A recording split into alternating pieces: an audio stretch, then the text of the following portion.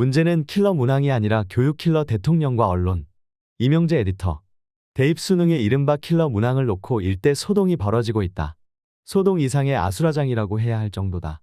그러나 이 소동을 아수라장의 대혼란으로 만들고 있는 것의 본질은 킬러 문항 그 자체가 아닌 다른 것에 있다.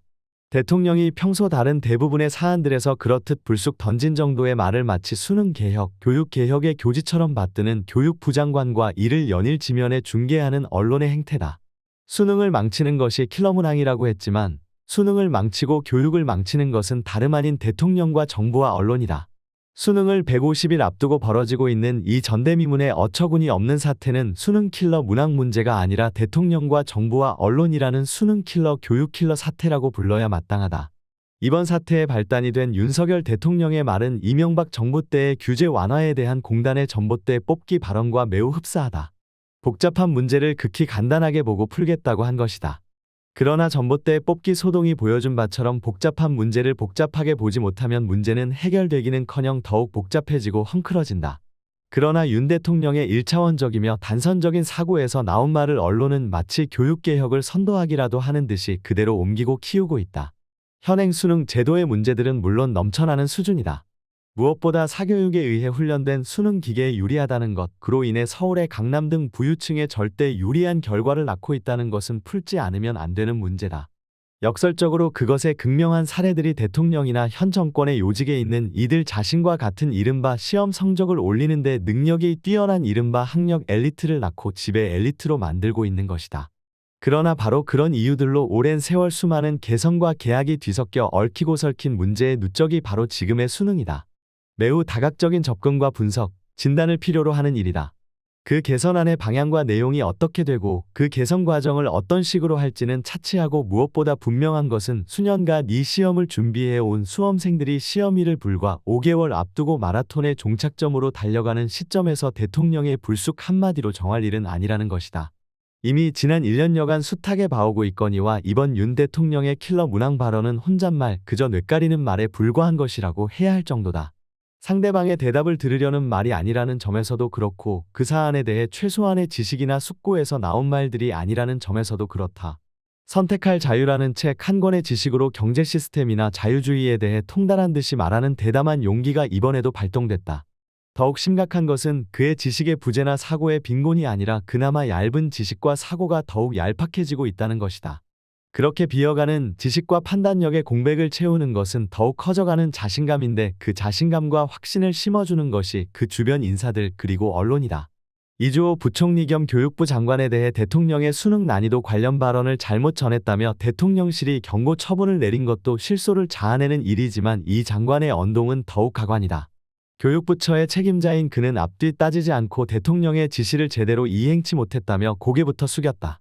언론에 보도된 것을 종합하면 이 장관은 지난 15일 윤 대통령이 수능과 관련해 변별력은 갖추되 학교 수업만 열심히 따라가면 문제를 풀 수 있도록 출제하고 그 외 내용은 출제에서 배제하라고 했다고 말했다. 그 말이 물수능 관측으로 엉뚱하게 비화하자 대통령실은 하루 뒤인 16일 윤 대통령이 이 장관에게 물수능, 불수능을 얘기한 것이 아니다며 변별력은 갖추되 공교육 교과 과정에서 다루지 않는 분야는 수능에서 배제하라는 취지였다라고 해명했다고 한다. 그러자 이 장관은 대통령은 일찍이 지적하셨는데 교육부가 관성적으로 대응해 근본적 해법을 내놓지 못한 것 같다고 말했다. 무엇을 잘못 전했으며 무엇이 대통령의 말의 본뜻이었다는 말인가? 이 장관이 잘못 전한 것은 없었다. 그리고 그 말은 누구보다도 수험생들에게 전하는 말이었다. 그러나 그는 무슨 말이었는지를 살펴볼 생각을 하지 않고 두 손 들고 무조건 잘못했습니다라고 빌기부터 했다. 그에 그치지 않고 아예 더 나아가기로 작정한 듯했다. 대통령의 눈밖에 날 것이 두려웠던지 난데없이 대통령을 수능 전문가로 격상시켰다. 윤 대통령이 검사 시절 입시 관련 수사를 한 경험이 있으며 입시에 대해 수도 없이 연구하고 깊이 있게 고민하는 것을 보고 놀랐다고 말했다. 급기야 저도 전문가이지만 제가 많이 배운다며 대한민국 최고의 교육 전문가라고 자부해왔을 그가 대통령이 검사 시절 대입 수사를 한 것을 교육 전문가이며 자신도 배운다고 지극한 겸손의 말을 내놓은 것이다. 이 말로써 그는 대통령은 수사한 사건마다 그 분야의 전문가이니 모든 내각의 장관들은 대통령에게 자신의 부처 분야에 대해 과외와 교습을 받으라고 권고한 셈이 됐다. 무엇보다 이번 사태의 핵심적인 측면은 대통령이나 언론이나 문제를 문제로 보지 못한다는 것에서 비롯된다. 이는 문제를 바로 보는 것을 외면하는 것이기도 하고 못 본 척하는 것이기도 하다. 자신들이 문제를 만들고 키우고 있다는 것을 보지 못하고 보지 않으려 하는 것인데 불에 기름을 붓고 있으면서 왜 불길이 꺼지지 않느냐고 야단치는 격이다. 킬러 문항이라는 그 명명부터가 대입의 문제를 지극히 단순화한 것이다. 단순한 명명은 단순한 사고에서 나온다. 그 단순한 사고를 정부와 언론은 묵인하고 방조하는 것을 넘어서 조장하고 응원하며 심지어 우러르고 있다. 황지우 시인은 내가 사랑했던 자리마다 모두 폐허다라고 사랑에 대한 후회를 하고 있지만 윤 대통령이 보여주고 있는 것은 그가 관심을 보이는 곳마다 폐허로 만드는 모습이다. 내가 책을 한 권 봤으니, 내가 수사를 해봤으니 그 분야를 잘 안다며 불쑥 한마디 툭 내던진 말을 장관들이 충성으로 받들어 헝클어뜨리고 망가뜨리는 모습이다. 이것이 현 정권이 문제를 인식하고 판단하고 푸는 하나의 문화이며 공식이 돼가고 있다.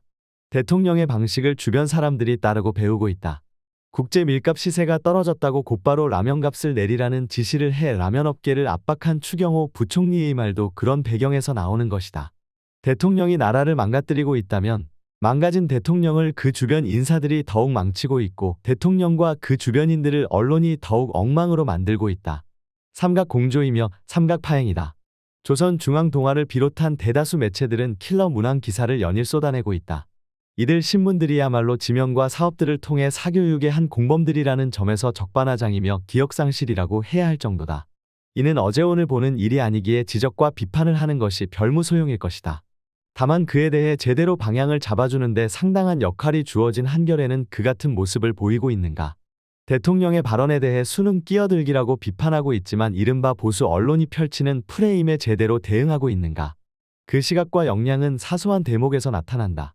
지면 이상으로 한겨레의 내부 편집 방향을 엿보게 해주는 창인 한겨레의 뉴스레터는 21일자의 제목을 한문철도 못 푼 킬러 문항이라고 붙였다. 개정 여론이 일고 있는 자동차 급발진 관련법 담당 기관이 어디인지를 교통사고 전문 변호사도 몰랐던 킬러 문항이라고 소개하고 있다. 이른바 보수 언론이 내보내고 있는 킬러 문항 명명을 굳이 써야 했을까? 그런 미세한 부분에서 스스로 의도하지 않은 보수 언론의 프레임에 동조가 되고 있지 않은지에 대해 한겨레 내부에서 점검이 되고 있는지 의문이다.